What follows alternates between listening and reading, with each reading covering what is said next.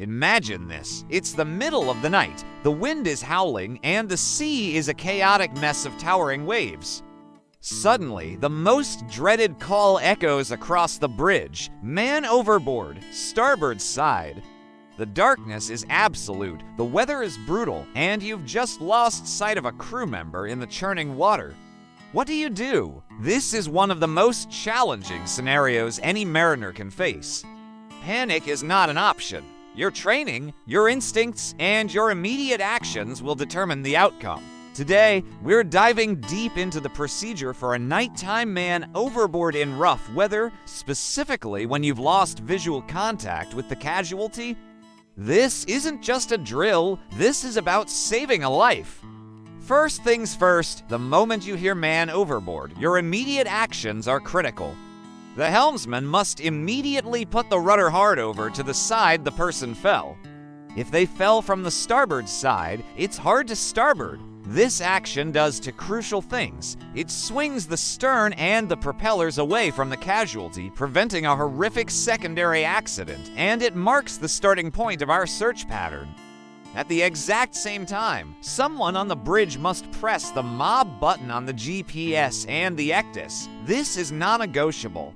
It drops a digital pin, an electronic marker that becomes our single most important reference point in the chaos.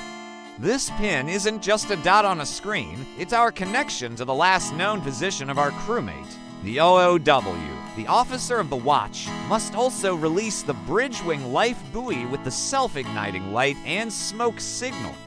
In the dark, that light is a beacon of hope, a potential rallying point for the person in the water, and a visual reference for us. Now, let's talk about the turn.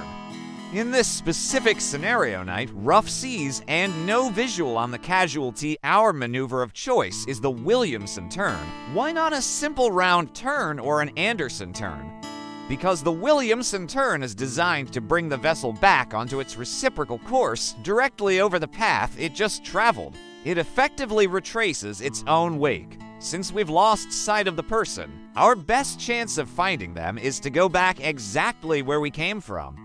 The casualty is somewhere along the track line. This maneuver might take a little longer and cover more ground, but its precision is what we need when we're searching blind. So, after the initial hard over helm, you continue the turn. Once the ship's heading is about 60 to 70 degrees off the original course, the helmsman will be ordered to shift the rudder to hard over on the opposite side.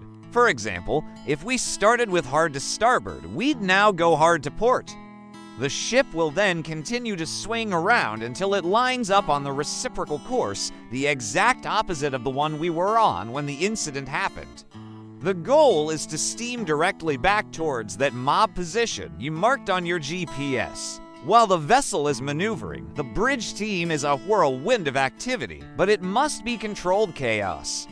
The alarm has been sounded 7 short blasts followed by 1 long blast on the ship's whistle and the message has been broadcast over the internal comms. Man overboard, starboard side, every crew member knows their station. The master is on the bridge, taking command. The engine room is notified to be on standby for any engine maneuvers. Lookouts are posted, as many as possible, equipped with binoculars and powerful searchlights, scanning the waves relentlessly. The GMDSS officer is preparing a distress message. We're not sending it yet, but it needs to be ready. We lines start with a pan-pan urgency call on VHF channel 16 to alert other vessels in the vicinity. This tells them we have a grave situation and need clear sea room, and asks them to keep a sharp lookout. If we don't find our crewmate quickly, that pan-pan will be upgraded to a full Mayday distress call. Communication is the glue holding this entire operation together. The bridge is the nerve center. The officer of the watch is constantly monitoring the ECDIS, keeping the master informed of the vessel's position relative to the MOB marker. Captain, we are 2 cables from the reciprocal course, 1 mile from the MOB position. Information must be clear, concise, and constant. The lookouts are reporting anything and everything they see. Object in the water, 2 points off the port bow. It might be debris, it might be foam, but every sighting must be investigated. In rough seas and darkness, your eyes play tricks on you, but you cannot afford to dismiss anything. The searchlight operators must be systematic, sweeping a designated sector, coordinating with each other to ensure complete coverage of the sea around the vessel.